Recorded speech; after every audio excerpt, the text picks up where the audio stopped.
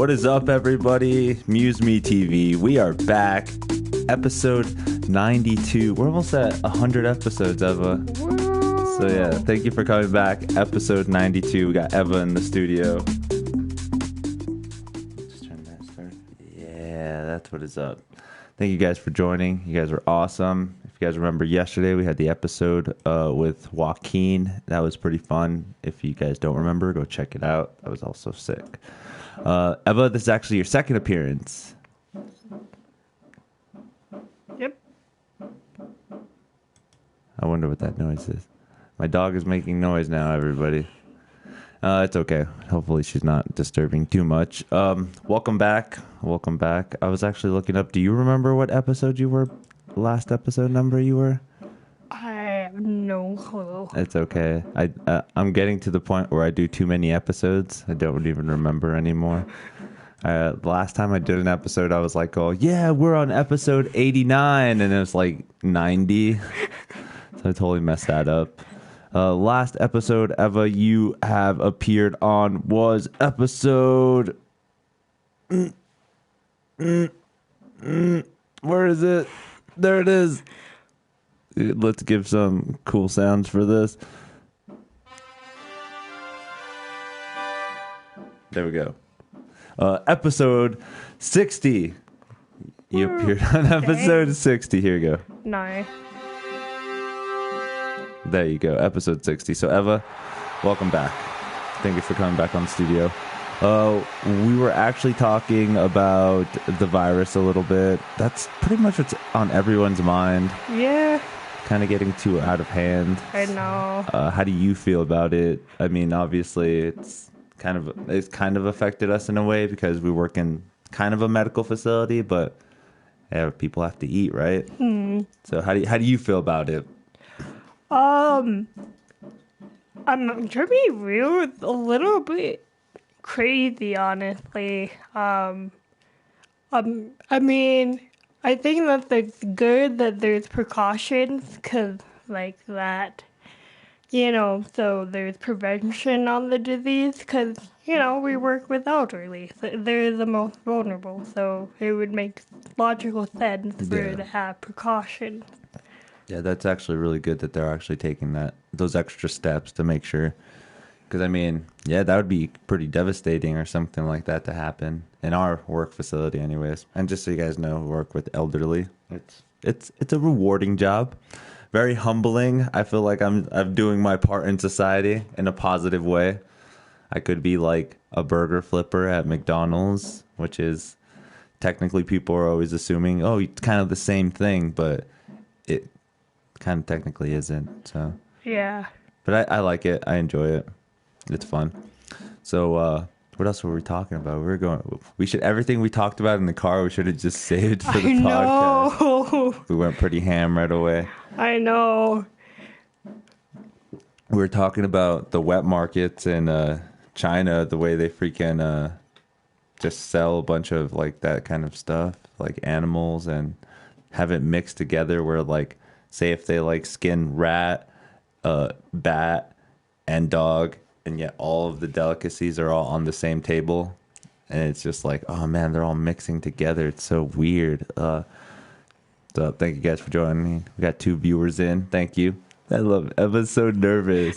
She's like, hey guys, even though she's been on here before. I know. I'm just waving. Jeez. There you go. We have cool little sound effects now. I've got the soundboard working a little bit better. No. But yeah, fucking, what else were we talking about? What was that delicacy that you were talking about that you ate? It's called balut. It's a Filipino delicacy. It's basically, they take the egg, the duck egg with the embryo of the duck inside it, and they boil it. So, like, when you eat it, there's like a little... I see it. Oh my god. Oh my god. It's alive. That's crazy. So this is what it looks like, right? Yeah. And, like, you can even, like, put, like, salt or, like, I'm trying to think what else. Just probably like any kind of seasoning, right? Yeah. Salt, pepper, garlic, whatever you wanted to taste. Some people probably are like, hey, let me get some sriracha sauce on that. Yeah. That's crazy. That's so, wow. It's like one of those foods where you're just like, oh man, it looks so weird. I don't want to eat it. But then again, if you try it, it's probably one of the best tasting foods. Like you never know. It's just like it's so weird because there's like the little like I think it's like these little like um there might be a picture of it, but there's just like these little like veins or whatever, like these little Kind of like this. lines and yeah, and it like would you eat that? It doesn't. Yeah, it doesn't Yeah. look like I would want to But eat when that. you eat it, it tastes good. I don't know. Balut, everybody. Balut. Have you guys ever tried anything kind of exotic? The balut is a pretty exotic food. What else delicacies like this do they have that you've tried? I mean, what do people think? Have you ever tried escargot? No. Isn't that like snail, right? Yeah. That's like snail. I've never tried it either. That's another delicacy that's kind of weird, right? People Yeah. think about it and it's like, ugh. What else? Caviar, right? Caviar is kind of like little fish eggs. I think it's like, yeah, like some sushi places, you know, the little red. I think I've had that. Yeah, caviar. And then, yeah, some people, oh man, it's crazy to think about. But food, there's so much, like, even certain people eat bugs. Like, would you eat a bug? Maybe if like there was nothing else to eat. So, because, you know, the employee that we work with, her name is Martha. Yeah. She actually likes to eat grasshoppers. Look at that face. She gave me some too. They're actually not bad. They're actually dried. They're kind of like dehydrated. Yeah. And then she gave me two flavors. She gave me one that's plain, and then she gave me one with like chili and lime. Huh. And they actually tasted not so bad. Like it was weird, but it was only because it was the first beginning stages of it, right? You're just like, oh man, look, I could see its head, but then you eat it and you're just like, it's not bad. I could at least eat them, you know? Yeah. So I have to get some more. When I first started the podcast, like episode 1, like very, very beginning, for the last part of the podcast, I was like, okay, guys, the challenge is we're going to eat grasshoppers. And my guests would eat grasshoppers with me for the first time if they'd never eaten them. So I need to do that again. Yeah, that would be cool. I heard like I'm trying to remember where, but okay, so I have a pet tarantula. And Wait, what? Yeah. No. You have a pet tarantula? Yeah. What's its name? Rosebell. Rosebell? Mm-hmm. Is it a boy or a girl? Girl. Oh my god, it's so scary. Okay, tell us more about this tarantula named Rosebell. Well, I don't know. I was just like, I don't know how I discovered it, but apparently it's some, I can't remember where, but like, they fried like tarantulas, and I was like looking at that. I'm like, no, I would never do that. But then you would never eat Rosebell? I mean, if I was desperate, like If I had to. but like I just thought that I was like, because like you know, it's just like I don't know, she's like a pet to me, like I take care of her and stuff. So like, yeah. Okay, this is actually a pretty good topic now. Thank you for bringing up your pet tarantula. How do you take? What do you pet it? Yeah, I mean, kind of like if I try to. Okay, how do you try to?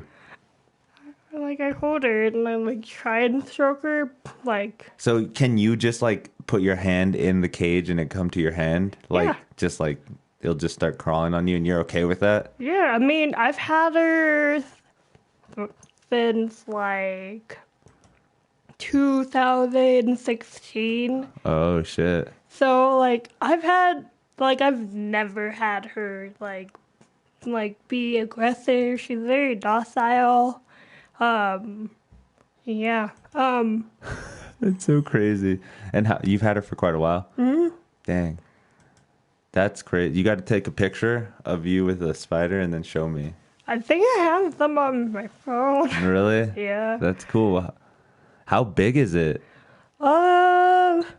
She's about like this size, like kind of like. Like not full palm, but a big chunk of your palm. Yeah. Okay. How long? Like how? What is the lifespan of a tarantula? From what I've read, in captivity, it's pretty long. It's like 20 years. What? Yeah. 15 to 20 years. How is that? Okay, yeah. There's actually, yeah, this shows both of them. It's like tarantulas in captivity and tarantulas in the wild, but it says about 20 years. Tarantulas are known for their long lifespans. Healthy female tarantulas can live over 20 years in captivity. During that time, it will need regular food and water. How do you feed it? You know, that's actually really interesting. Sometimes during summer, like, I like to catch my own, like, crickets and stuff instead of going to the pet store because, you know, it's free and it's in the nature. Yeah, yeah, exactly, right? It would be if she was out there trying to catch them herself. Yeah. So you just do it for her. So you catch grasshoppers and stuff like that? Yeah, and then, like, right now, like, I try and, like, give her a well-balanced diet. So, like, right now I got mealworms and, like, because it's, like, and hopefully later, like, when the crickets come out, I can catch them. But what if they have a virus? And then I'm just kidding. I'm pretty sure the tarantula's immune to this virus. Yeah. I would assume. I mean, I know that there are like the way animals get a disease or whatever, and then sometimes it can jump to like human hosts and shit like that. But spiders are crazy. Like animals in general freak me out, and the fact that you have a tarantula is pretty cool. Like I've never known anybody that's had a tarantula before. What did your parents say when you wanted to get it? My mom, she was kind of like a bit freaked out because like a year ago she got bit by a black widow. So I was just like, hey mom, I'm thinking about getting a tarantula. She's like, no. I'm like, I promise I'll keep it in my room and like you won't get out. Like the cage that I have, like the top is like metal, so she can't lift it up. Okay. Like, they're very fragile. Like if she even falls, like say this table, she'll splatter. So yeah, so they're very fragile. So like yeah, the top is pretty weighed secure, down. and there's no way that it can kind of get out. Yeah. That's so crazy to think about too. If you like, I mean, it would be pretty bad. You think it would die if you just like had the spider and just like threw it up and just let it hit the ground? You think it would die? That's crazy because you know, obviously, like a cat can like kind of like land on its feet and stuff. But yet, I kind of understand because it's so small. Like when it goes up, it's just the momentum and the force when it coming down is kind of creepy. But then again, it's so small. You're just like, how can something so small like generate so much power to kind of hurt itself? Yeah. It's one of those damn physics science questions that just makes me upset. I know. Yeah, she gives me a little mini heart attack because she'll climb up to like the walls, and I'm like, "How are you doing it? It's glass. How are you doing that?" And like, she'll climb because she has like these little, like if you Google, like tarantula paws, they have these little hooks on their hand, and I'm just like, "How are you doing that?" So they're always grabbing it. That's crazy. And like, she'll climb up the glass, and then she'll go on top of like the freaking ceiling, like top, and then she'll hang, and then like sometimes she'll be like she'll like get herself stuck, and she has these two paws, like her two front paws, just like hanging. I'm like, what are you doing? You guys. And then she falls, and then I have like this mini heart attack. I'm like you're just like, no. Yo, you're okay. Yeah. You're fine. But then again, I could understand. Ah, man, that sounds so cool though. Like my cousins used to have a pet snake, so that was cool. My little brother actually has a pet snake still, I think. Have you had any other exotic animals? Or is this kind of the first one? Yeah. It's very, like, low maintenance, honestly. I mean, You're like, I just got to throw a cricket in there. She's fine. like, I don't like to neglect her. I mean, like, I do, like, at least once a week, like, kind of take her out in my room and just kind of let her crawl around me. Whoa, that's crazy. Yeah. Well, that's kind of cool too. You don't have like kind of that kind of fear. I'm pretty sure if you like, if say I ended up getting like a really crazy lizard and you were just like, but you would still probably have not as much fear because I mean, a tarantula is like, holy shit. So, I mean, I don't know. I remember when I first started to like get into exotic pets, like being able to like touch them and stuff, like, your friend would be like, here, hold the snake. And you're just like, okay. And It's so weird. so I could just imagine, like, if you ever just like, hey, you want to hold Rosabelle? I'm just like, no. Or I'll have like 2 gloves on before I do it. And then you're just like slowly taking off gloves. Yeah. But, like, yeah, I mean, like I said, she's never been aggressive. She's never, like, I mean, she's never really done anything. I mean, I think it's just because I take care of her, and like I got her from Clark, so they take care of their like Their animals pets, pretty yeah. well. So I've heard like a lot of cases where like it's just like the reason they're so aggressive is because they're mistreated. Like, Okay. So even from like birth, they're just like, there you go. They don't even like every tarantula is just a number trying to be sold and stuff like that. I can see that. And then obviously you get a tarantula that was like kind of nursed a little bit better. It's not going to be aggressive or scary. That's kind of like, when you find like shelter dogs and stuff like that, right? Some of them are kind of like weary and scared to even interact with humans because they've been so neglected or just like abused and shit like that. And that's just a dog. You could just imagine a spider and stuff like we kind of don't see them as having like emotions and like behavioral patterns, but obviously like if you don't treat it bad, it's not gonna bite you. Like it does have fangs and stuff, right? yeah, but okay, so Okay, go ahead. but the thing is tarantula venom. It's not toxic to humans. I mean, if it bit you, yeah, you might like it would be painful and Get stuff. like a little swell and stuff like Yeah. that. Would you have to dig out the teeth? I don't think that the teeth would disattach. They don't. I don't know. You're the tarantula. Actually, you own a tarantula. No, it would not. It's not like a bee. I mean, Not like a bee. That makes sense, though. Okay, so it would just pretty much attack you, slight little venom drip, and then it would only affect you in a way where it's just probably like, swelling and maybe just like a soreness or something. yeah. Have you been bitten? No, never. Never by any kind of and have you ever been bitten by anything? I remember when I was little, I got bit by a dog. That shit sucked. Ew. No, I'm lucky I haven't gotten bitten by anything. No, I mean, no stings or anything, maybe. I got most I've got bitten by mosquitoes. Nah, but those don't really count, I guess. I know, but yeah, I mean, another thing, that's interesting, and they mostly do that, like, because there's just a defense mechanism if you just mess around with them too much, if they have, like, these little hairs, and they can, like, fling them. Okay, from the tarantula? Yeah. Okay. And, like, I mean, it couldn't cause, like, a nervous itch, like, rash kind of thing, but, I mean, if it gets in your eyes, it could do damage, but, yeah. That's cool. That's actually really sick.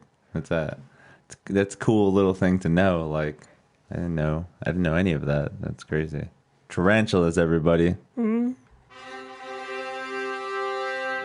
Here on MuseMe TV, we learn about everything.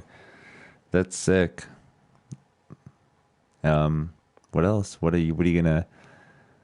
Are you gonna eventually just give her own place? Just be like, here you go. Here's a Barbie playhouse for you. Because right now it's just like a tank, right?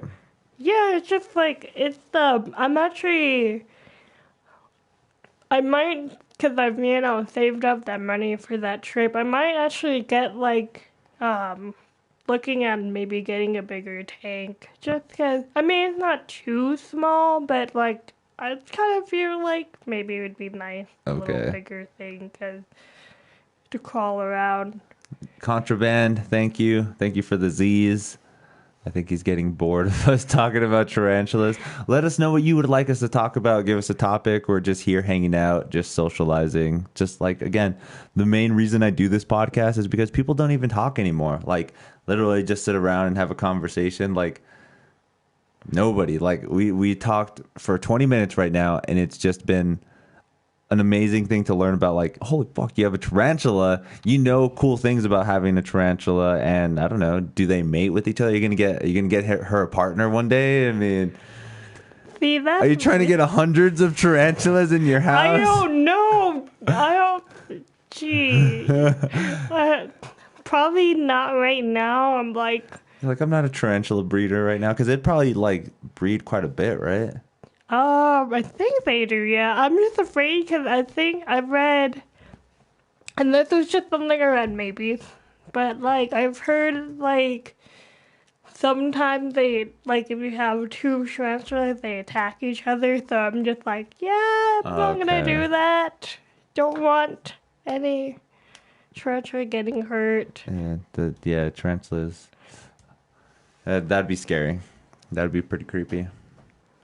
Yeah. Oh yeah, another thing, the reason why they're kind of low maintenance is okay, so go ahead.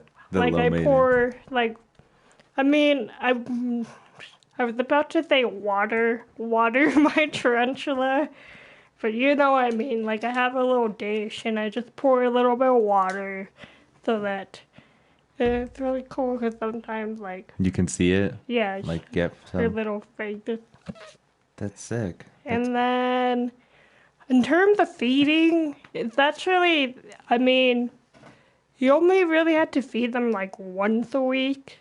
So usually, just some mealworms, maybe some crickets, just once a week. And you kind of don't really, do you know how much to give it and stuff? Are you going to give it okay, I'm feeding it once a week, here's 3 crickets and mealworms? Or is it something just whatever it feels like? You'll put it there, and if it eats it, it eats it, and if it doesn't, it doesn't? Or how does it work? Honestly, it's really kind of what you said. I usually aim for a couple mealworms and then a cricket, and then I try not to leave whatever's still alive in the cage because I read it's stressful for the tarantula, I guess. Okay. Yeah. That makes sense. Contraband, thank you again. I appreciate it though. We have a bunch of guests on. We always have different aspects of what's going on, just talking about weird and different things. I just like to have conversation with people. It's here to talk about some stuff. I'm going through the Twitter feed right now of what's happening, and it says that the coronavirus in Italy, a record of 793 deaths in one day. I don't know, that kind of seems, that's scary. Scary to think about that's happening right now. And they have predictions of what's going to happen in America in the next few months. Would you pay $10 for a loaf of bread? How does that sound? Does that sound kind of troubling? Yeah. Yeah, it would be, right?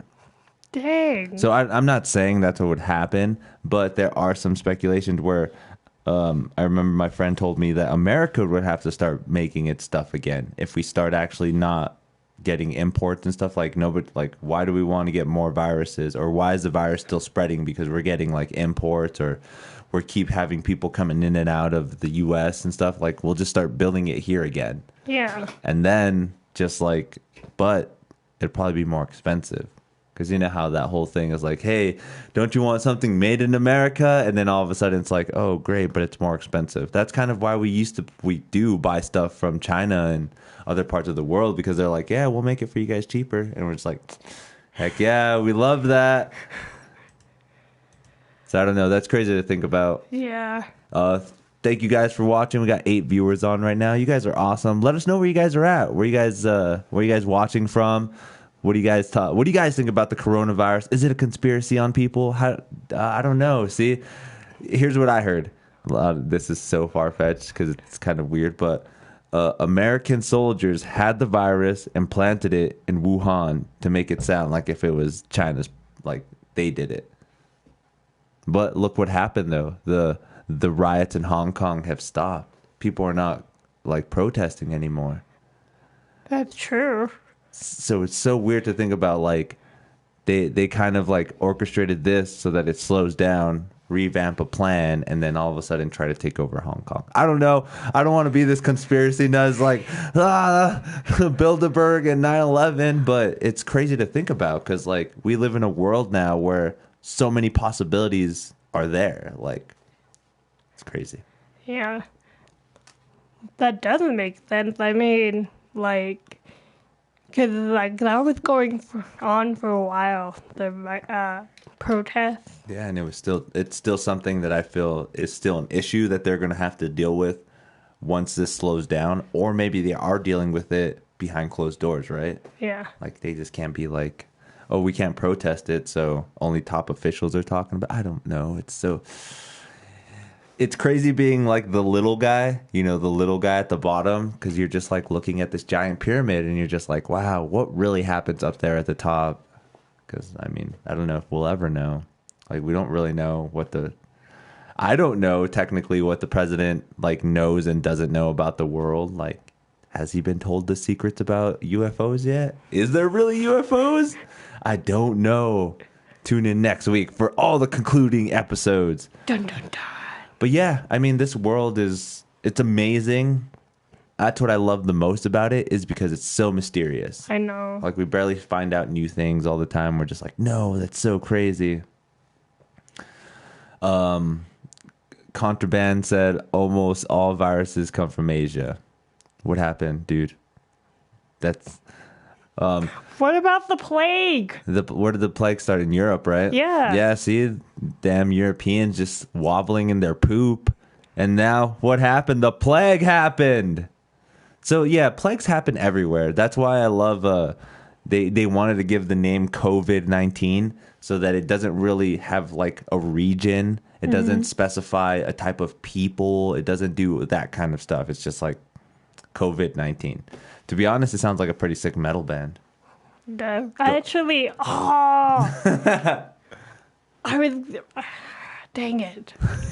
I was gonna, okay, so when I first read it, I misread it as corvid, and corvid is like the scientific, like part of the scientific name for raven. So like I drew like this, I was bored because I've been at home. I drew like these like little ravens, and they're just like, wash your hands, stay home.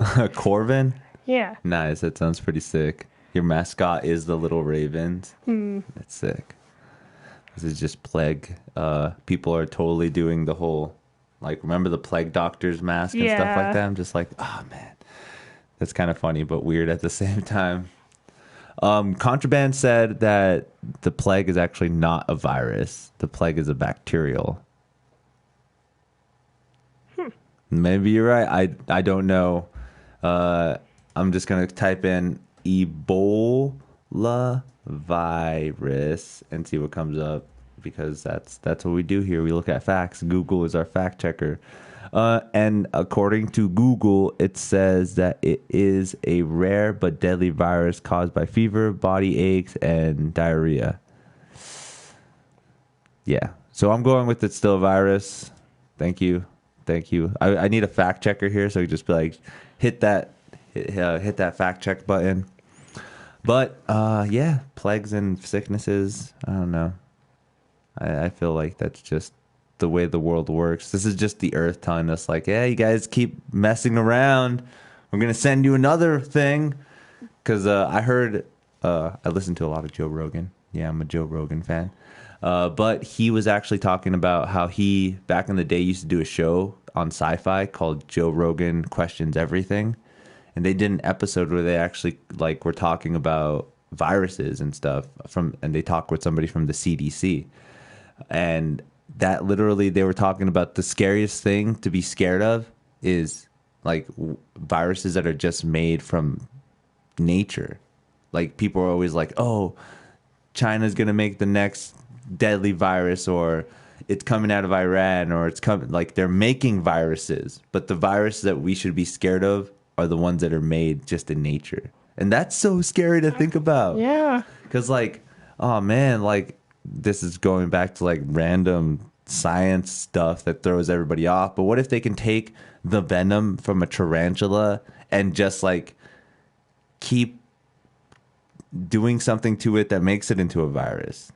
I mean, see, that's how crazy these scenarios of like biological warfare can happen. I know. Or like, I don't know if you've heard this, but they're like trying to genetically engineer like animals and humans together before.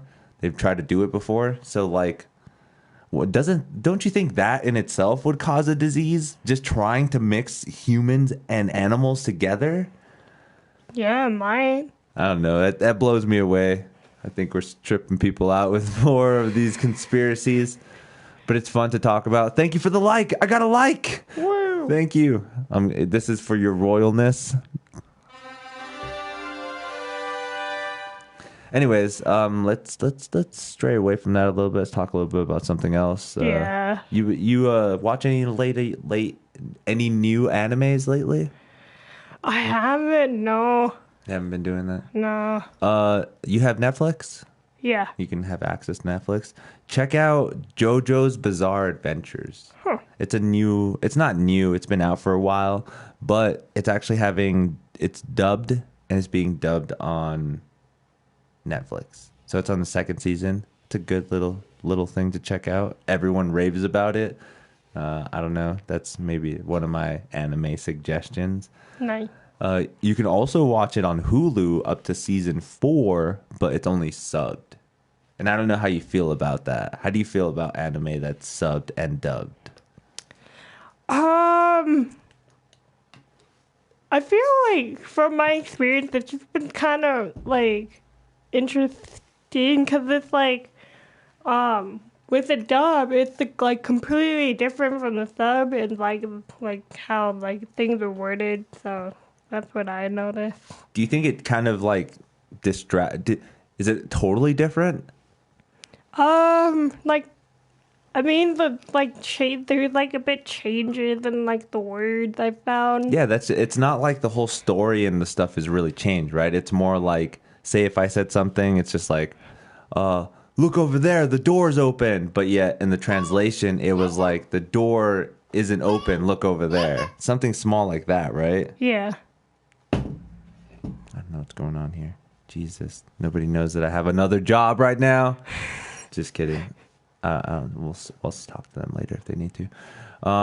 Yeah, but I've never cared. I've been that person who's just like, I really want to watch an anime because I love anime, but sometimes I get distracted with having to read it all the time. Because say you want to multitask, right? You're just like, hey, I'm typing on my computer, but I want to watch the latest JoJo's Bizarre Adventures or whatever anime, but it's subbed.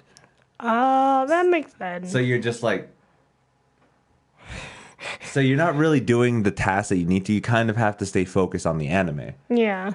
But then now that there's animes that are dubbed, that makes it a little bit easier, I feel, because I could actually like turn my back and just like listen to the dialect and stuff. And maybe if there's like a cool little action thing that's going on, then I'll just be like, and then I watch it. So I don't know. I kind of like to do that aspect of.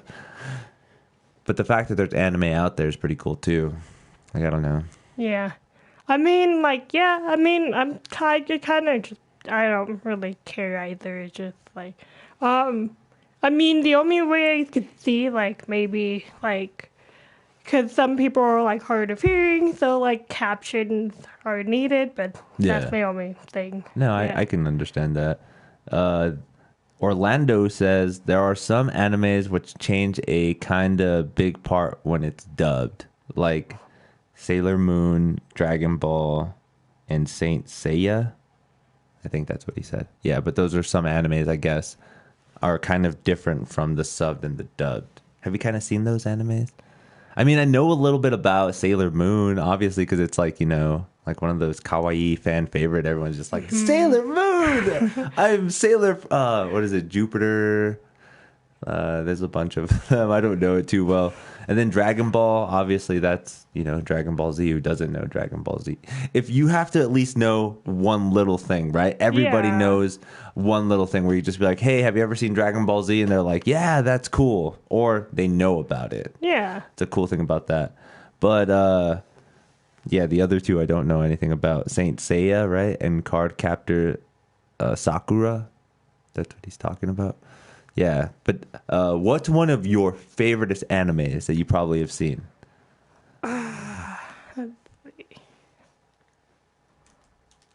No pressure.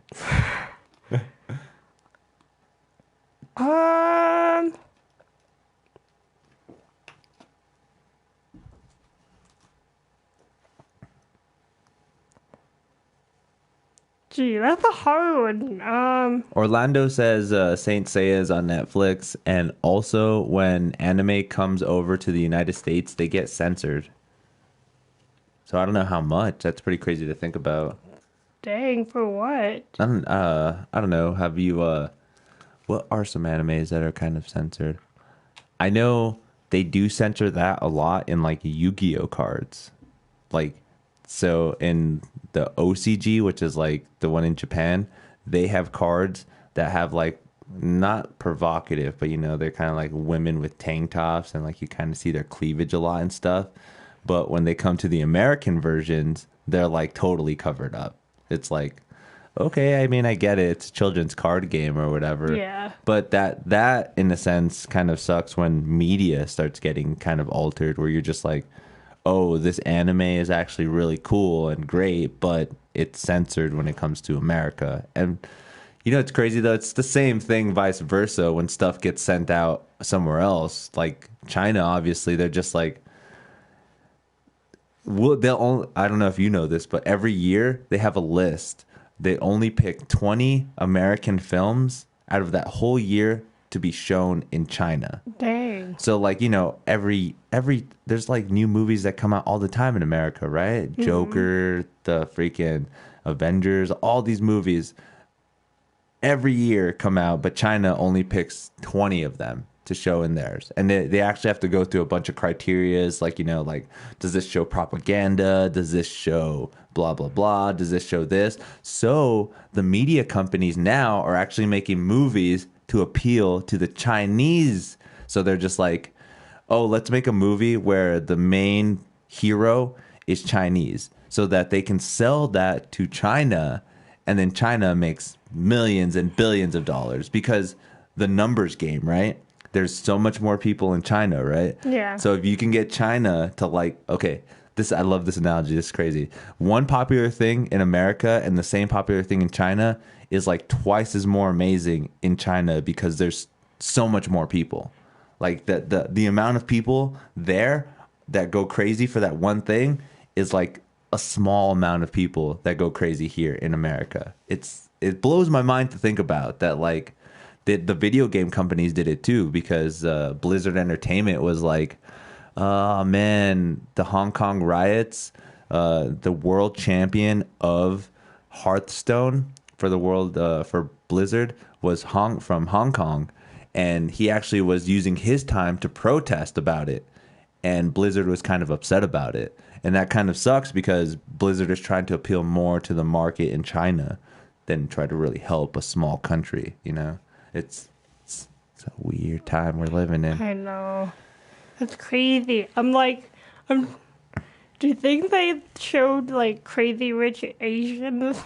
I don't know. That's crazy to think about. Or they might have like a version of it, right? Yeah. Because I know they do that a lot too, where they like an idea from America, but they don't take that exact thing and just translate it. They'll just make their own version of it. Like, have you seen the show The Office? Mm-hmm. And you know how there's the UK office? Yeah. Kind of that same concept where they'll just be like, oh, we like this show from America called Friends. And then they make their own version, but it's like more, make sure that it's not crazy and like does a bunch of stuff like propaganda or like goes against the Chinese government and stuff like that. It's weird shit. That's weird. Thank you guys. Contraband was they censor because U.S. snowflakes their censor game too. Yeah, see, it's a two-sided street. Like they both kind of do it. I kind of figured. Yeah. I mean, but the best thing I like the most is how much cool stuff has come out of like from overseas, like Japan and stuff. They've come up with some crazy ass technology and some amazing games, and just like their way of life is different now compared to what China is, and it's kind of cool. Like I love it. Go Asia.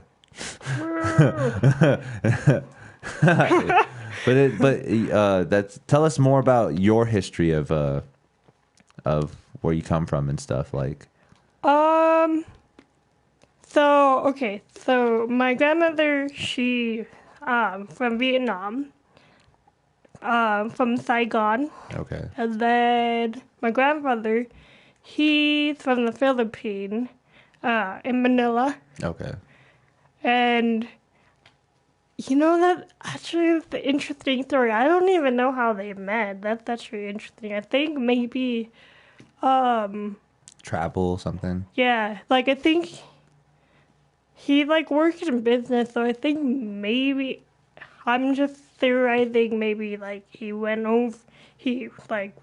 on a trip and like came to Vietnam and they fell in love and You're coming. You could let's go see the world, and there you go.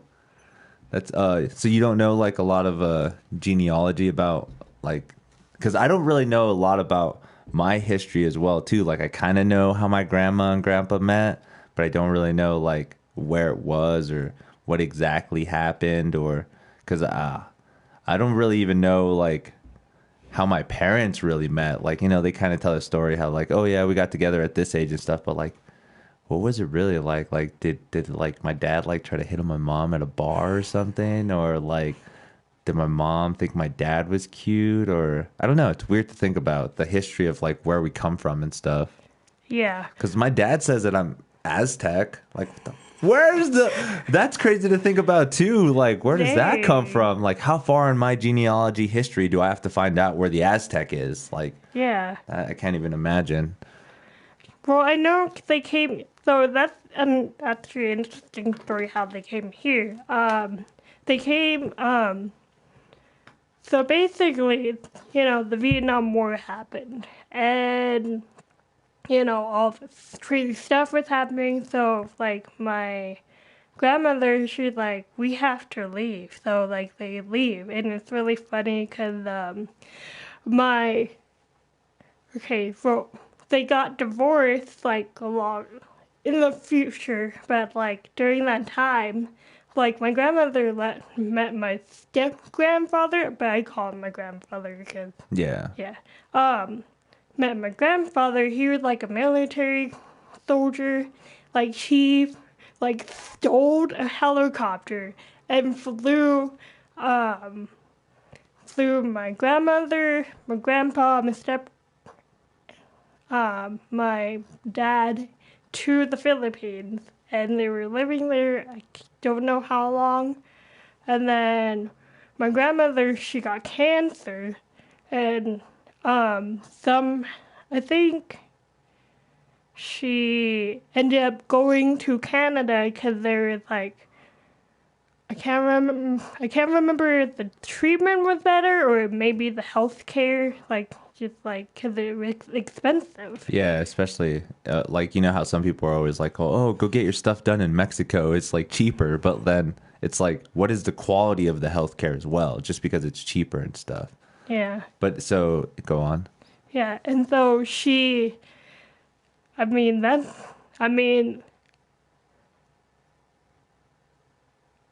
man, that's a lot to think about. Like, imagine, like, you get sick and then you have to freaking go to another country to get treatment, leaving like your kid and your husband and all that behind. That's crazy to think Yeah. about. And I don't know how, but somehow like they landed here in Albuquerque. Really? Yeah. And out of everywhere in the United States, this was where it came. Yeah. I mean, there is a huge Vietnamese population because of the war. Like I think I think it's like with a rescue, you know what I'm saying. The rescue. Yeah, it was like a refugee spot, Oh, I okay. think. Okay. Maybe. I mean, I don't know 100%, so like, but yeah. Okay, I get it. That's crazy to think about because even in like in New Mexico history, there's actually been even people from World War II, like some Jewish people that actually came here that ran from like the Nazis and stuff. But then when they come to America, they came here, like New Mexico. Like that's so weird. They I forgot what the term was called. I think there was like a cryptic Jewish, and they were the ones that kind of like kept secret and still like practice their stuff, but just in a closed quarter kind of way. But then they were able to do it here in New Mexico. And that's crazy to think about too, that a lot of people that come from other places in the world kind of find refugee and like salvation or like feel safe in like the Southwest region. I know. I was thinking about. I'm just like, how? I mean, just think about it. The Philippines, Vietnam is like a very tropical, like, very tropical, like, climate. And then here, it's just, Desert. yeah. Like a desert. And then you go more north, I guess it's like mountain ranges and stuff like that. But it's different. Yeah. It's totally different. But I mean, I don't know. I mean, that's what's crazy about this place. Like, New Mexico has its unique history and stuff like that. Everyone's like, oh, this place is blah, the land of entrapment. I don't like this place. But then there's been so much more stuff that's happened in history of the world in New Mexico than anywhere else. Like, the nuclear testing. Yeah. We have like national labs that if there is nuclear radiation that goes off anywhere in the world, it gets, we know, in Los Alamos. Like, there's just like this giant computer of the world, and all of a sudden, like, freaking nuclear radiation starts to happen in Russia. They'll be like, beep, beep, beep. Oh, look, that's happening. But they know that here in Los Alamos. Like, they have so much testing, so much things that they do. Like, the government secrets, there's probably a lot here. I know. And that's crazy to think about because we still get mistaken for Mexico. We're still part of Mexico. I know. There is like, oh my gosh. There is like this meme. It's like even the virus doesn't know New Mexico is a state. Right. Like before there were any cases. Yeah, like it's just passing through. Mm-hmm. It's a great place, though. I like New Mexico. I mean, I don't want to stay here for the rest of my life, but it's a good place. Yeah, aliens too. Aliens are a big part here in New Mexico. Remember the whole Roswell incident? Like, Yeah. out of everywhere in the world, Roswell and aliens happened here in New Mexico. Like, that's not a coincidence. Live in a small world. The Kirtland Air Force Base. You know about the Kirtland Air Force Base, right? Yeah. The Kirtland Air Force Base. They kind of like. They do a bunch of testing and stuff on like in an area where it's like poverty and like, like a trailer park place up in Meadow Lake and stuff. But there's like this vast array of land that's just empty. And like you start like using Google Maps and you like skim over it and stuff. You start seeing like craters, like actually like man-made craters from like testing of like something like bombs or like some kind of like missile or something weird. It blows me away all the time. So the secrets that are here just in New Mexico are like pretty crazy. What's not to say that we've been like radioactive for like a couple years. Like, I don't know. It's crazy out there. Thank you for the like. We got 2 likes. I love it. Aliens. Do you believe in aliens besides my cousin Juan? Aliens are crazy. Do you think they might be friendly? Do you think they're crazy? Do you think they're monsters? Like what is an alien to you besides my cousin Juan? Go ahead. That's a good question. Honestly, I don't know. I mean, When somebody says alien to you, what comes into your head? Like, what do you think about? Are you thinking of like those aliens with a big head and big eyes, black eyes, where they're like little skinny bodies? I mean, I kind of, because it's just been in the media a lot. Yeah. But like, I don't know. I watched Doctor Who, as you know, and I'm like, I don't know, they could look like anything. It's just like, it's just the possibility, and then I don't know, yeah. It could look like anything. I love that you mentioned that too, like in Doctor Who. Because I mean, you see a wide array of aliens. You see a bunch of different species and stuff, and it's just like, wow, what if something like that is alien? Like, what's a good example? Like, what if we freak out when we think technology is just like, oh, look, technology is a robot, but yet the robot is kind of alien. Or even here on Earth, this is crazy to think about too. It blows me away. It's like fucking, there's stuff that we find every day, like in the Amazon or in underwater and stuff. True. That's just barely being discovered. Yeah. How is that not alien like? Yeah, I mean, cause like, have you seen, like, you know, the earthquake that happened, what was it, 2011 or something? That huge earthquake in Japan. Oh yeah. This huge tsunami and stuff. Like, I mean, like, there's a bunch of just like deep sea dwellers just kind of surface, and it's just like they're so interesting looking, and like it's so interesting, and like you know, some of them that like glow, you know, because and kind of produce their own kind of sun in a way, because there's no light. Yeah, they're I remember they said it's bioluminescent. Yeah. Like some they're so deep in the ocean that there's no light, so they make it themselves. And that's crazy to think about too, because there are those we've seen that fish on like Finding Nemo and stuff like that with the light that's in front of it. Yeah. It uses that light as like bait, but then behind it is this giant fucking fish that looks like so deadly. I know. So that's crazy to think about that. That's down there. It's huge too. I thought it was like a size of like a small Nerf like ball, you know, the football, but it's huge. It's massive. Yeah, the people are like in a scale. They probably think it's small, but it's probably way big. I can't remember. I think it's called an anglerfish or something. Anglerfish. Anglerfish. But yeah, those things are crazy too, and that's just to think of that down there. Like, what if we found like even more like, what if there's like a transparent squid or like a transparent octopus? Like, look at how cool the octopus is right now. It can problem solve itself out of so many things. Like, I saw an octopus get put inside of a glass jar. Yeah. And then it got itself out by itself. Like, oh my God, that's crazy. Here's some anglerfish pictures if you guys have seen the anglerfish. Look at that. They have like scale. Like, there's like this museum or something that shows like.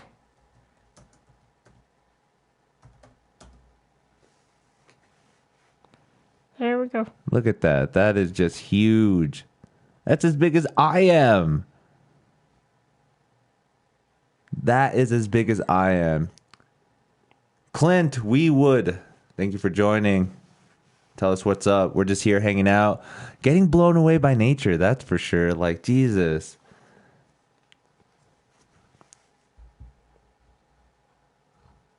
Oh, man. And then stuff like whales and stuff like that blow me away too, because they have like they're so like, they're so smart, and yet they can live for a really long time too. Like almost like 200 years or something. I don't know. I got to double check the whale fact on that one. But whales live for a really long time. Whales, lifespan, anything in the ocean kind of fascinates me. Yeah. But then again, do you feel like it is kind of like evolution, that we all kind of just came from one thing, kind of started off like, you know, the crustacean that came out of the water, then it grew legs and it stood up, and then we're all just kind of that one thing. Do you kind of believe in that? Do you think that is kind of a possibility? Yeah, I mean, I do definitely believe in evolution. It's interesting to think about, like, we have ancestors, like, there's the Neanderthal, there's, can't remember, like, there's, like, another, like, subhuman in, like, prehistoric in Asia, like, that's interesting, and I guess humans, like, you know, they came from Africa, and some of them, like, went up to, like, Europe, and supposedly, like, some of them mated with the Neanderthals. That's, yeah. That yeah, I can. Yeah, again, the history of how we became and what is life is just still mind blowing, and we obviously don't know. Yeah. Obviously don't know, especially like me. I mean, I just watch a YouTube video and I'm just like, maybe it's right. Yeah. But that's the beauty of like getting to understand more and more about it too, because like, again, I'll watch a YouTube video and see like an evolutionary process, and then I'll watch a spiritual video of like a Native American telling me a story that they were grown from the ground, like a Yeah. plant. Like that blows me away too. Like, what's real? Which one is I know. like, how can we dismiss that? Like, how can we be like, oh, the way that the Native Americans tell their story, blah, that's paposh. That's not real. True. I mean, that's actually funny that you bring that up. I guess the birthing of the humans, like the creation story in Vietnam, is there's the king of the dragons and the queen of the fairies, and like I guess they had like, Coitus. huh? They had coitus. Courted? Coitus is like them getting it on. Yeah. And like they had like I guess there was like 100 dragon eggs and 100 Fairy. fairy eggs, and that's how we evolved. I don't know. So in Vietnamese culture, the creation story is from dragons and fairies. Mm-hmm. Interesting. That's cool. I didn't know that. I think if I remember correctly, like North Vietnam is like dragons, and then South Vietnam is fairies, and I believe my family is like more southern Vietnam, so Ooh. maybe, I don't know, came from fairies maybe? Nice. That's crazy. I wonder, see, because then going into probably more of the Vietnam history, you probably find out more of like where the dragons came from and how the dragons became to be, how they ended up in the north or something, why they associate with fairies. Like, why don't they associate with dragonflies or like something else? That's cool. I'm gonna have to look that up. Yeah. Some Vietnamese culture history right there. And it's probably different, right? Like the Vietnamese creation story is probably not the same as like the ones from Japan or like the ones from like the Philippines, or do they have some similarities, do you think? I don't know the creation story in the Philippines. The thing is, there's so many tribes because Okay. there's 1,000, and there was like 700 and 8,000 islands and different tribes. There's like different languages in the Okay. Philippines. Like there's Tagalog, but there's so many. There's Visayan, Ilocano. There's just a ton. I looked up the tribes in the Philippines, but there are at least 13 different ethnic groups, which are Balan, Bukadian. I'm probably butchering all of this stuff. Can I see? Yeah. So I just typed in tribes in the Philippines, and then these are the ones that came up with all the names. But these are all different tribes that have different dialect or pretty much different languages, right? Yeah. That's crazy. And these are, okay, so there's probably different tribes in these Yeah. different locations. Because Luzon is like northern Philippines, and Mindanao is like more southern. Like, Okay. And in between those have a bunch of tribes in them too, Yeah. right? Dang. I mean, it makes sense too. It kind of reminds me of like just Native American culture too. Like in the Native Americans, you still have like here in New Mexico, there's a bunch like the Pueblo Indians, the the Navajo.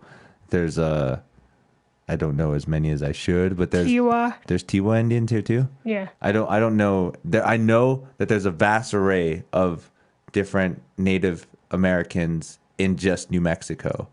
Then that branches off in other sections of the United States as well. And it kind of reminds me of this same aspect as like, I guess you can say they're kind of still Native American, but their own version or their own kind of tribe inside of that. That's crazy. I mean, that's like, yeah, it's crazy to think about. Just get blown away by these little things. You ever plan on going back to the Philippines, checking it out? Have you ever been to the Philippines? I haven't. You haven't. You want to? I do. I mean, kind of like my family from there. Like, I feel like, because I feel like I should go there because, it's part of my family history. Yeah, that makes sense. I mean, that'd be cool to check it out. Even anywhere on the planet, just to go check it out more often, like just to see maybe a different way of life or something. Because I'm pretty sure if you go to the Philippines, it's not going to be the same here as America, right? No, that's actually funny because, again, with the virus, everyone's freaking out about toilet paper, but they're the main Filipinos laughing because in the Philippines, the bathrooms are called CR comfort room, and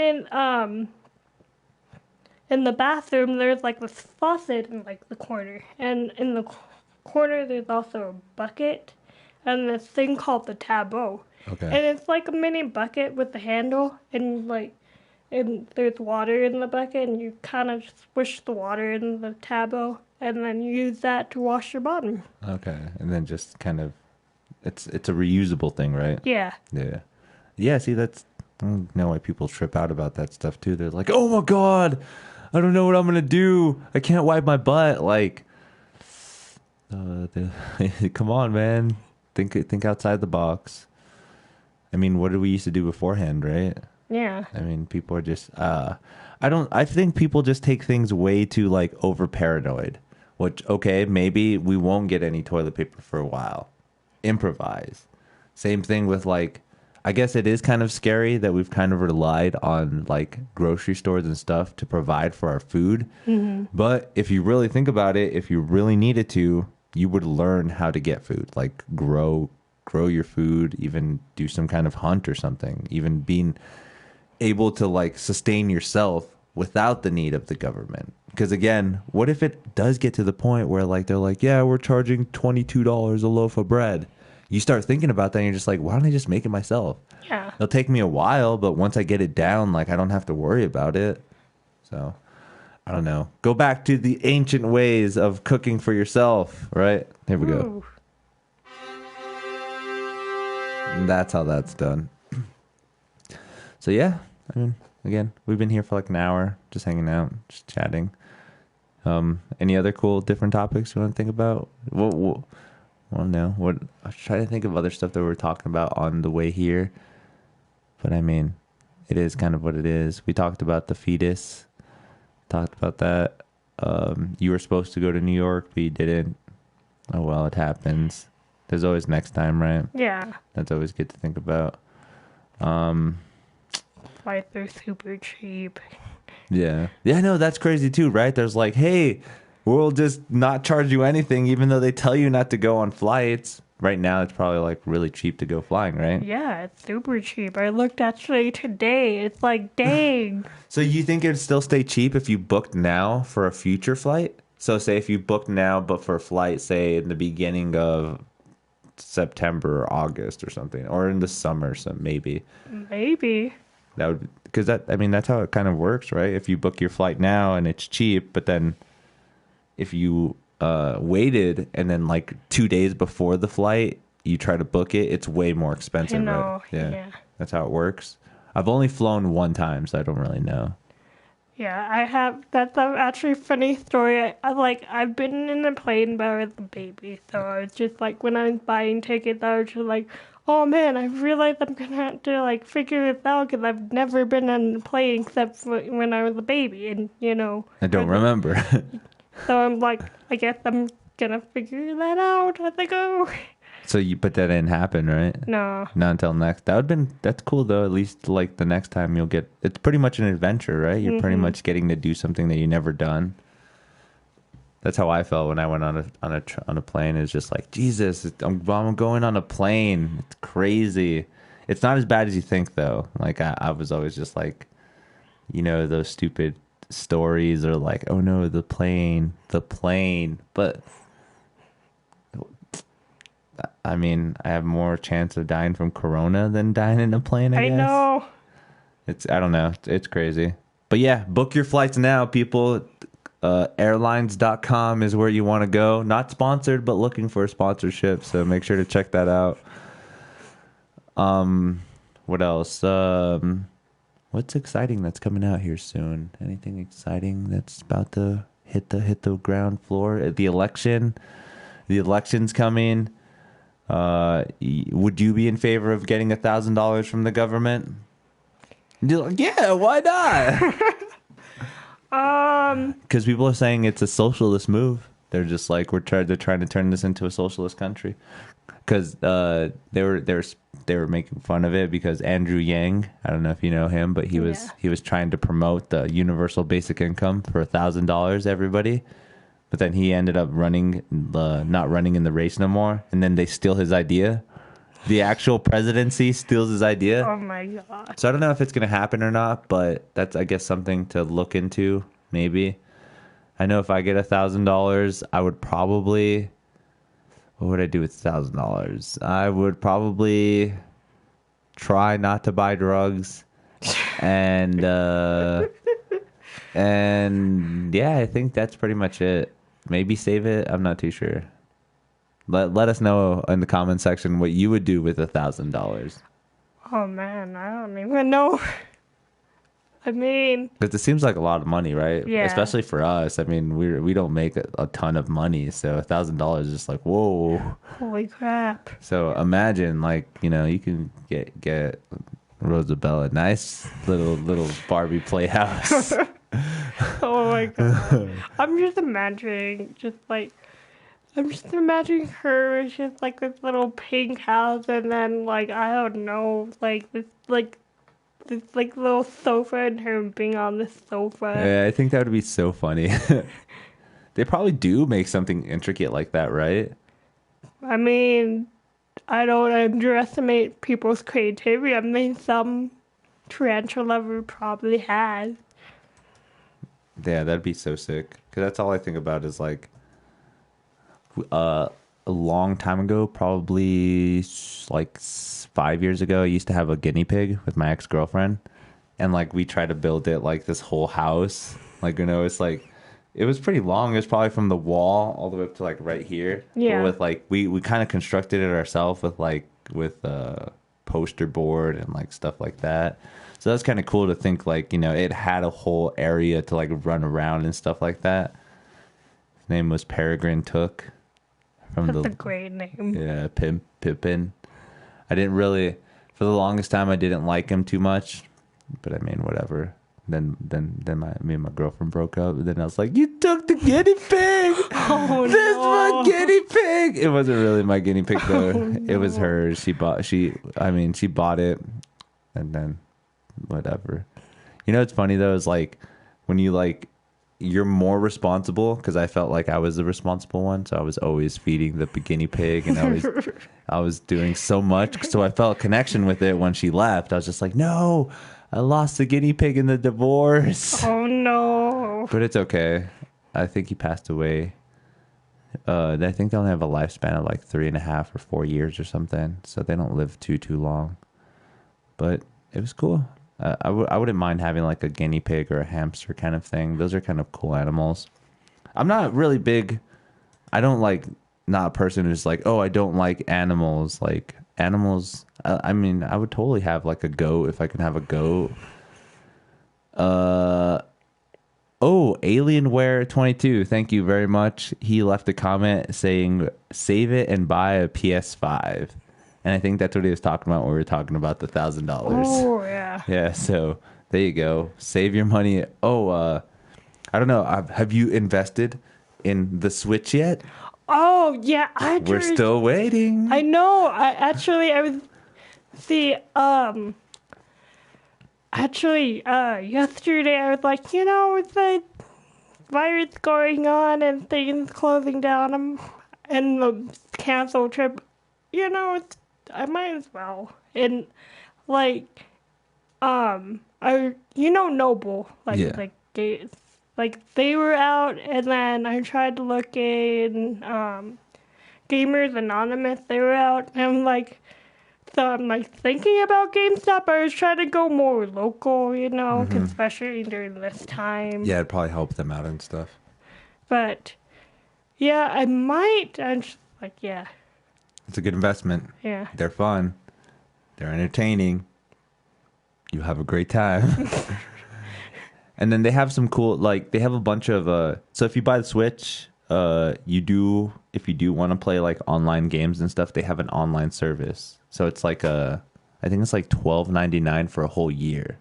But you actually get to download cool like games for free and stuff too. Nice. So you actually get a library of stuff if you don't have like the whole being able to like get, oh, I can't get the latest Pokemon game, or I can't get the latest Mario game. At least you still have downloadable stuff that you can play on it. And that's what's fun too, is like just being able to, I play my Switch, but I mostly play nothing but like NES and Super Nintendo classics. Nice. So I'm playing like Super Mario 3 and fucking Super Mario World and Contra and stuff like that. So it's fun, and it's like bringing back the old school stuff. I mean, I have a few new games, but I don't really play them as much. Like I have the new Pokemon, Nice. and it's just like, oh man, that's so much. Do you know how many Pokemon there are out there now? No. 890 Pokemon. Holy crap. Yeah, so like it's so hard. They recently came up with a thing called Pokehome, where you actually can like download this like service on your phone and on your Switch, and you pretty much is like your own Pokebank. Dang. So like from even previous games from back in the day, from like even like Soul Silver from the Game Boy and stuff like that, you can actually start to transfer your stuff into your like Pokehome. I know, right? So people are having these collections of like massive Pokemon, and I'm just like, I barely got 400. That's still a lot though, but Yeah. to imagine, Dang. it's a then I want to play the game more, where I'd actually try to complete my Pokedex. But I mean, there's too much stuff to do in the world. Like I'll be playing guitar, right? I'll be playing guitar. I'll be like, yeah, this is fun. And then I'll just be thinking, damn, I should probably be playing like StarCraft or something. Or, oh, I should probably be like getting better at another skill. So I'm always constantly thinking of doing something else. But then again, if you keep doing a bunch of different things, you don't really get good at the one skill. That's true. So I don't know. What do you believe? Do you believe it's better to be the jack of all trades or the master of one? How do you feel about that? Again, the master of one. That means people come to you to know how to do it. Like you're just so good at it, but you can only do one thing, compared to the person that's okay at doing a bunch of different things. That's interesting. On one hand, that would be pretty cool. Be kind of know a little bit, like everything. But the other hand, you like with knowing one thing, you know it, like you're a pro. That's interesting. Yeah, that always blows me away too, because I always think of it as guitar. I'm just like, man, if I was the master at guitar, I would be getting gigs. I would be getting a bunch of deals, like show deals and stuff like that.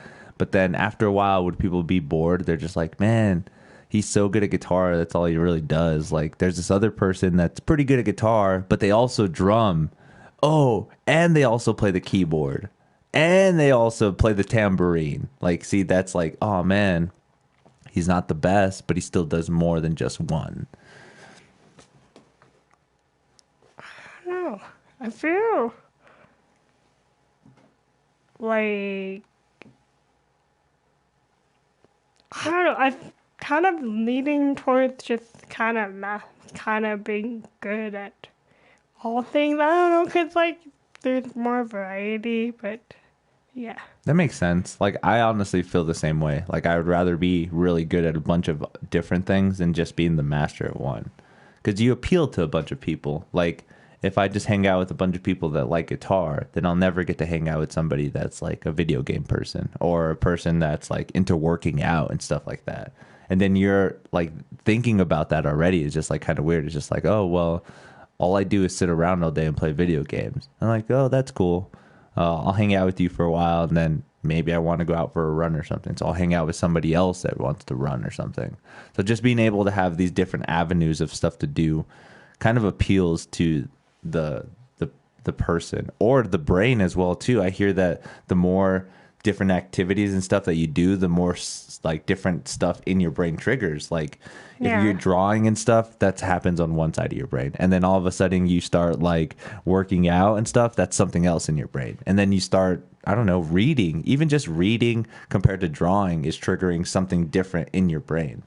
So, I mean, I'd rather have all these different things blowing up, just like a bunch of neurons and stuff flying around, than just being like, it's like, it's a pretty funny joke. It's just like somebody that like plays with themselves a lot. They only have a strong hand because that's all they do, but they don't really like work on anything else. It's really hard. And it's Yeah. kind of awkward looking. It's like, you know, like why is your right hand stronger than your whole body? What don't it's like if you only do upper body and you skip a leg day. Like, don't skip a leg day. And it looks weird too. You're just like so built up here and you have these little twig legs. It's like, whoa, that's weird. Yeah, it's actually funny. I used to be like, I mean, I am a runner, but like back in like middle school and high school, I used to do like competition and stuff. Like my legs would just be muscle, but like my arms just like, Yeah, little twigs. yeah, But that's just, yeah, because you did that one more exercise more than the other. yeah, But it was beneficial because I'm pretty sure you'd like got a workout and stuff. yeah. What did you used to run? Like meters or stuff like that? Or were you a cross country runner? I did both actually. In the fall, I would do cross country and just do long distance, and then in the spring, I would do track. And I used to do like the 100 meters, which is the sprinting across. Yeah, as fast as you can. Yeah, and then I wasn't as. I mean, I was okay. Like, I was pretty fast, but like, I think you got that aerodynamic body. It's like, yeah. But like, I found I did better like long distance, like the 100-mile dash. One time I got fourth place, which was pretty cool. nice. What was the time on that? Do you remember? I don't remember. I think it was like 6 minutes or something. That's interesting. That's crazy. Because I mean, I think I can only run a mile in like maybe 8 minutes. I know, it's crazy now because like like a month ago, I timed myself and it was like 10 minutes. I'm like, 10 minutes? What happened to me? What happened? That's crazy. But then that's just, again, the build-up thing. Because, Yeah. I mean, do you remember your time for running a mile back in the day? Do you remember maybe close to your best mile? Like, on average, it was like actually like 7 minutes. Like, 7, 8 minutes. That's not bad. Got to get to the 5. That's the ideal. 5-minute miles. That's my goal. Yeah. That'd be cool. But yeah, I used to do that. And like, I mean, I did push-ups and stuff, but like, I'm mostly running, so my legs would be like super muscular and like, yeah, like you were saying, twig arms. And like, now I'm just trying to do both. Nice. Yeah. I guess one of the best, I feel a great exercise is actually yoga. It does work out a lot of like different parts of the body, and it does keep you like really limber and stretched out. But there are some poses where you just like, if you can keep the pose for a really long time and then you just stop, it's just like, oh my God, I felt like I just did like 10 push-ups or something. Yeah. So it's pretty, it's pretty intense. Like that's one of those exercises that I feel like is a universal thing that helps in every benefit way, like maybe building up your core strength and still keeping you flexible, limber, bunch of these cool little things. I know. I like a couple years ago I took this like yoga class. And it's so funny, and the instructor, she's like all stretching and far, and I'm just like, ugh. I'm just like, dang. I'm not there yet. Some of them are pretty crazy. Like she would like, you know, like where you spread your legs and then you're like try and like touch your like torso to the floor. Like she did that, and I was just like, I wouldn't like that. I can't like, do it. Yeah. And you practice some more yoga as well too. Eva, we've been here for an hour and 20 minutes now. That's been pretty fun. Nice. We're about to do a segment now. We're about to do another segment here. This is called Rapid Fire. Okay. Yeah. So, what Rapid Fire is actually a list of 25 words. And what I want you to do is I want you to say the first thing that pops into your head. I don't want you to like to think about it too much. Don't really just, I'm going to say a word and you just say the first thing that comes into your head. This is called Rapid Fire. Are you ready? Yes. Here we go.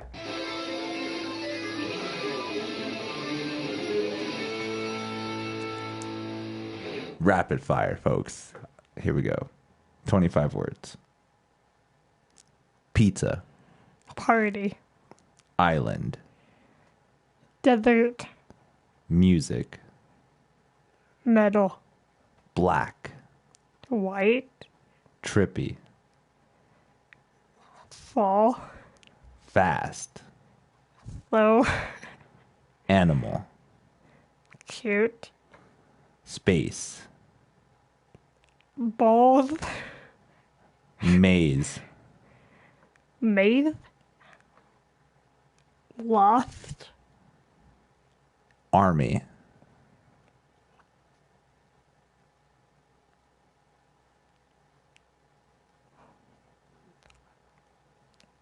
I don't know. That's okay. We'll go to the next one. Drugs.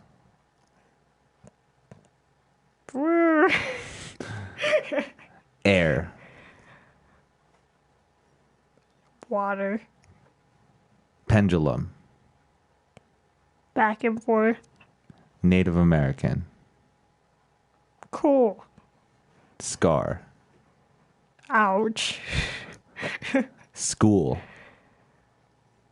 Meh. Magic. Cool. Computer. Cool. Superhero. Dope. Comedy. Cool. Bleach. Bleach. Coronavirus. Nice. Fame. Fortune. Ham water. Ham water? Ugh. Ham water? Just like ham water? Yeah. Blah. I don't know. It's just All right, and the last one is MuseMe. check it out. Yeah, that's rapid fire, everybody. Technically, this list is too long, so I'm going to wait till I get to episode 100 and then shorten the list. Will only be like 10 words, but you did all 25 words. Everybody has done this same list on previous podcasts. So Nice. last night, Joaquin did the same list. So what I'm going to do is I'm going to actually make like a video of a compilation of everybody's answer right after each other. So it'll be like pizza, and then you'll hear everyone's answer. And then it'll be island, and then you'll hear everyone's answer. Instead of it being like pizza, island, music, it'll be pretty funny. But Eva, thank you again for coming. Cool. I don't know if you're you're not like the comedians, but do you want anybody to follow you or find you anywhere on social media?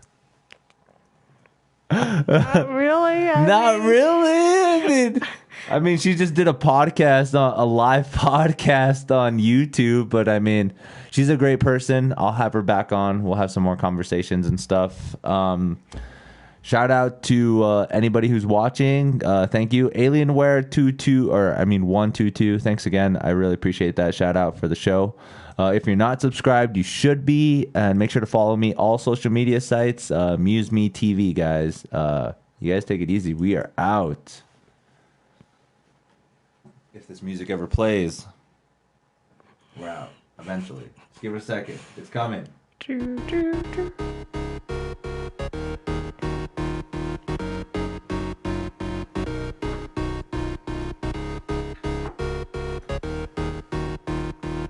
Waiting for the drums to come on. And thank you guys for joining. You guys are awesome. I'll see you later.